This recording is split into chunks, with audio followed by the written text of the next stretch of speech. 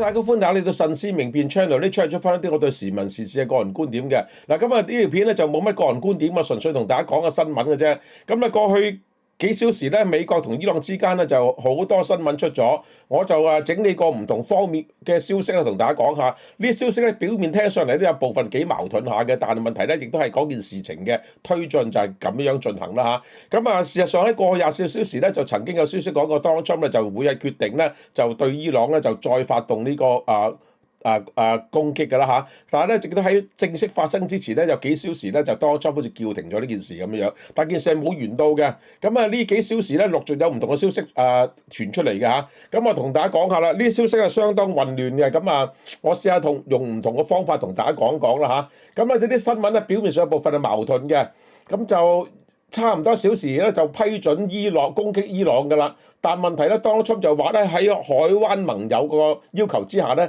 就暫停咗呢個攻擊，俾多幾日時間睇下有冇得轉變。咁啊就副總統呢個 J.D. Vance 喺白宮記者會嗰度講咧，美國其實而家咧已經係上膛待命嘅，就唔係話唔打嘅，已經係 locked and loaded 嚇，即係話支槍啲。已經撈咗子彈，撈咗炮彈㗎啦嚇，隨時可以攻擊㗎啦。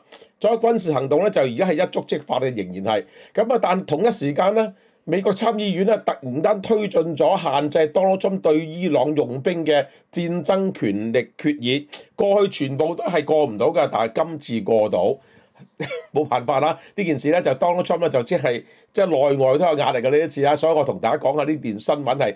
表面上咧就好似暫停咗，但係問題咧亦都係相當多嘅暗湧喺裏邊啦嚇。咁啊相當清楚，而家咧就 Donald Trump 咧就係唔係已經決定全面開戰，亦都唔係全面停戰。佢而家我覺得佢係揾緊一個能夠使到伊朗能夠屈服，能夠放棄核武嘅一個方法。但似乎伊朗咧都睇到佢呢方面係點都唔肯去放棄呢個佢哋嗰個核子嘅能力、核子嘅武器啦。而家已經陷入咗非常典型嘅、非常危險嘅戰爭嘅矛盾。因為點解咧？Donald Trump 佢係唔想打嘅，我睇到佢而家。但問題咧話唔想打啫，但係佢亦都係想達到佢嘅目標嘅。結果咧，佢係咪諗到個方法去做呢件事咧？咁啊睇落去啦嚇。咁 OK 嗱，Donald Trump 咧繼續仍然係講咧，伊朗唔能夠擁有核武，所有協議唯一最嚴重嘅要求就係呢樣嘢係冇得傾嘅。佢話呢個咧已經唔係一個外交立場，係一個整場戰爭，即係整場呢個美國對呢個伊朗出兵嘅咧嗰個政治底線嚟嘅，呢個係，所以佢係唔能夠放棄嘅。佢可以拖可以繼續威嚇，話再俾多3日。好多人都話 Donald Trump 即係1日就俾咗，2日俾咗，14日俾咗 ，OK 繼續俾落去。呢個咧就冇辦法，因為我哋都睇到佢真係唔想打，但問題伊朗就唔肯喺呢方面做任何嘅讓步啊、屈服。咁所以咧之前佢講嗰啲空襲啊、封鎖、制裁啊、威嚇啊，全部都暫時係未有新嘅結果，完全冇新嘅結果。直到之前就話最後決定出兵啦，但係都係出唔到。咁啊當然啦，真係啲盟友都係希望佢唔好出兵。咁所以咧，佢係咪順水推舟咧？咁呢個要自己先知啦。Donald Trump 咧同記者係咁講嘅，我哋距離作出今日開打決定咧，只係差1小時。但係我哋咧可能要俾多佢哋一次重大嘅打擊。即係佢係講到呢件事都比較矛盾嘅，決定唔到啊！呢個係Guardian 呢個衛報5月19號個 Live Blog 嘅報導啊。咁啊另一方面咧，佢亦都不停咁強調佢係願意談判嘅。海灣啲盟友都要求佢押後攻擊，所以佢就話啦，嗰啲海灣朋友係咁同佢講嘅，你可唔可以俾多幾日？因為我哋認為佢哋係會好合理地傾落去嘅，咁啊，所以希望總統先生俾多幾日時間。咁啊，衛報分析更加直接嘅，佢話咧，Donald Trump越嚟越將自己嘅中東政策嘅決策咧外判俾中東盟友，呢句説話咧有少少串佢啊，即係意思話佢都決定唔到，要俾啲中東盟友去同佢做決定。咁啊當然咧佢係聽到中東盟友嘅意見，咁啊係咪構成佢外判咗咧？咁呢個係一個講法啦嚇。咁啊今日最關鍵咧就係 Donald Trump 想用戰爭威嚇逼呢個伊朗讓步。因為佢亦都係唔想跌入一場無止境嘅中東戰爭，所以呢個就係 Donald Trump 而家最困難嘅地方。佢係叫做點講啊？打又唔掂，唔打又唔掂而家。咁而家 Donald Trump 係面對相當大嘅矛盾嘅。嗱，第一股力量係以色列，以色列咧係真正盟友啦嚇，佢係完全按照 Donald Trump 預備再開打嘅方向咧去做咗預備嘅。嗱，以色列時報係咁報導㗎，佢引述咗以色列嘅 Channel 呢個12嘅報導啦。咁啊就以色列嘅官員就認為，如果伊朗冇提出大幅度改善嘅方案，Donald Trump 可能會覺得自己被逼做軍事行動。即係 Donald Trump 係唔想打嘅，最後打都係被逼嘅啫。咁啊，報道就話啦，以色列嘅領導層正預期並預備重新參與美國對伊朗嘅新一輪攻擊。呢個係以色列時報5月19號嘅報導。嗱，呢個報導咧就佢嘅內文咧寫幾樣嘢比較重要，我整理俾大家講下。佢就提到咧開咗個5小時嘅安全會議，以軍嘅總參謀長係有出席嘅，空軍司令都出席嘅，軍事及作戰高層有出席嘅。內塔尼亞胡咧就取消咗法庭作證，以色列嘅總統咧亦都係取消咗紐約行程，所以以色列咧係相當緊張呢件事嘅，開咗5個鐘頭會，準備恢復開打。咁當然啦，呢個只係一個發展啫。結果係而家暫時都未開打嘅，但係證明咧以色列已經進入咗一個高度戒備狀態，以色列隨時 ready 㗎啦。所以咧呢個JT Vance 講呢個 load 呢個咩即係完全上咗堂嘅呢個係呢個火炮就隨時開打咧，係確實係真嘅，因為以色列已經 ready 晒啦。但係海灣盟友咧就另一方面講法啦，始終佢希望咧。好希望伊朗能夠投降，然後就唔好開打，一開打始終個大禍。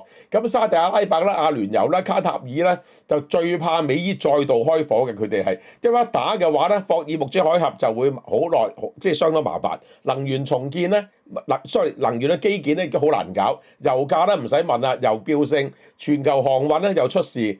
咁核電設施咧，佢哋最擔心，因為佢哋雖然係石油生產國，但係佢哋都有核電廠，咁佢最驚核電廠俾人哋打，咁全部都係一種即係風險嚟嘅，佢哋希望就唔好打但係問題佢又想伊朗唔再存在，咁亦都係相當矛盾嘅。Donald Trump就話咧，就係呢啲盟友要求佢唔好打落去。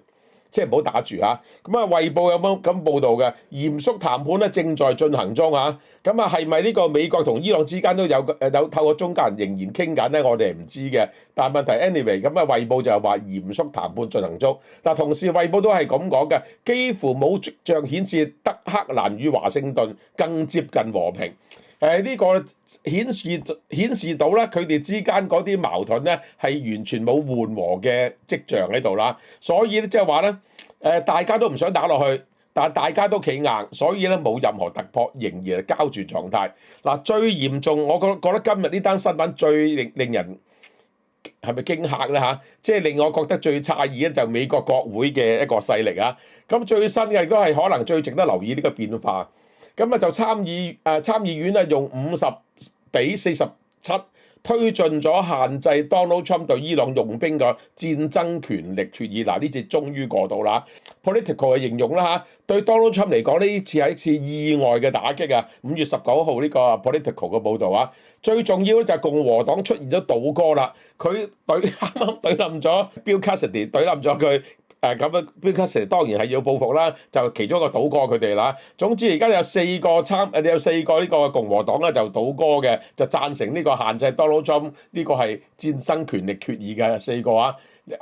算啦，名唔到啊，大家都未必知道啊。Anyway，咁呢個Politico 就話啦，反戰陣營明顯再得到1名共和倒戈者，多咗一個就係佢啱俾 Donald Trump 懟咗落嚟嗰個唔能夠連任嗰個 Bill Cassidy 啊。咁冇辦法啦，人哋真係臨別秋波咯，佢係即係回應 Donald Trump 打翻佢一拳啦冇辦法呢個呢個決議咧就雖然未正式成為呢個法律啦，但係 Donald Trump 咧仍然可以否決嘅，總統有否決權啊嘛，佢肯定否決嘅。但係政治信號咧出咗嚟啦，相當清楚，參議院係決定係即係通過咗權力呢個戰爭權力決議。共和黨內部對伊朗戰爭開始出現咗個比較明顯嘅裂痕啊，呢方面就 anyway 咁啊，另外要留意 J.D. Vance 今日喺記者會講嘅嘢。嗱，J.D. Vance 雖然同記者講，我覺得佢係應該同呢個 Mega 講嘅。咁 J.D. Vance 今日講一句説話相當值得注意嘅，就話 This is not a forever war。佢話呢一場唔係一場永遠打唔完嘅戰爭，即係話你唔好擔心，唔會即係掉入泥漿嗰度嘅，係應該打得速戰速決嘅啫。咁呢個係5月19號嘅 Live Blog 呢個衛報嘅報導啦。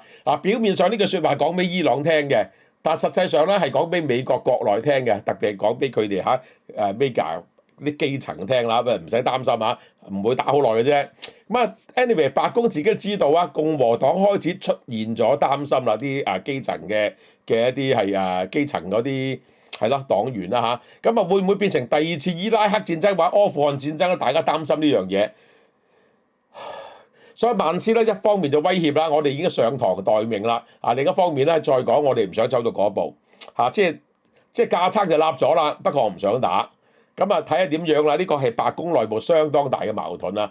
但真正嘅最爆嗰點咧，就唔係幾時開打，係 Donald Trump 幾日之內咧就一定要決定㗎啦，就唔可以再拖㗎啦。國會已經係成功推進咗呢個法案，係阻止 Donald Trump 開戰，當然 Donald Trump 有權否決啦總之咧，而家 Donald Trump 一次過俾3邊扯住，以色列係願意打 ，OK， 中東盟友唔想打。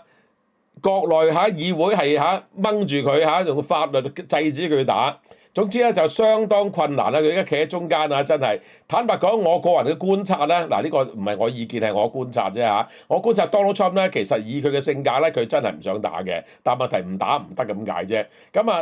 當佢啲威嚇真係失效嘅時候，當談判冇進展嘅時候，當嗰條法律未，當嗰個即係參議院通過嗰個法案未簽署成個法律之前，佢係咪可以打呢？所以佢都逼住短期之內3幾日就要有新嘅決定啦。總之每一個選項咧，Donald Trump都有代價嘅。問題佢即係睇下賣邊帳咁解啫。我睇佢真係相當困難啦。所以咧做總統都唔係咁容易相當困難啦。到目前為止咧，佢係未做決定嘅。佢唯一嘅決定就較早時暫停咗本來今日嘅攻擊，以色列都 hold 住咗啦問題咧，而家我自己覺得咧，呢個世界咧，你話Donald Trump乜都冇用 ，never say never， 永遠估佢唔到嘅。3兩日之後咧，就睇下又點樣咯總之有啲人認為Donald Trump死定啦，先死梗啦即係外憂內患啦，裏邊呢個參議院就通過啦，唔俾佢打啦。海灣啲盟友又唔想佢打啦。伊朗又唔肯跪低啦，咁點算咧？所以咧，無論你係話Donald Trump必死，我覺得唔啱嘅，佢仍然可以打嘅。或者必勝，我又唔知因為點解咧？因為實際上佢係相當多嘅困難而家。總之咧，就呢場戰爭一日未完場咧，一日都講唔到下一步點樣。所以今日最巧妙嘅發展就係啲新聞係相當矛盾。幾個發展都有，好嘛 ？OK， 今日同大家講呢樣嘢，就希望大家繼續支持慎思明辨 channel anyway， 分享到此為止。正如我同大家講啦，我隻手指公出咗事，今日個狀態好啲啦，因為我點解咧？我已經用一隻相當正嘅即係保護到我即係隻左手嘅新 mouse。今日冇痛，但係問題我始終喺剪片上高啦，唔想即係唔好再花時間編排呢啲字幕咁所以咧就希望隻手即係隻拇指能夠休養一段時間，盡快可以搞翻掂我隻手指就可以繼續剪片啦，係嘛？OK， 分到此為止，希望大家繼續支持慎思明辨，拜拜。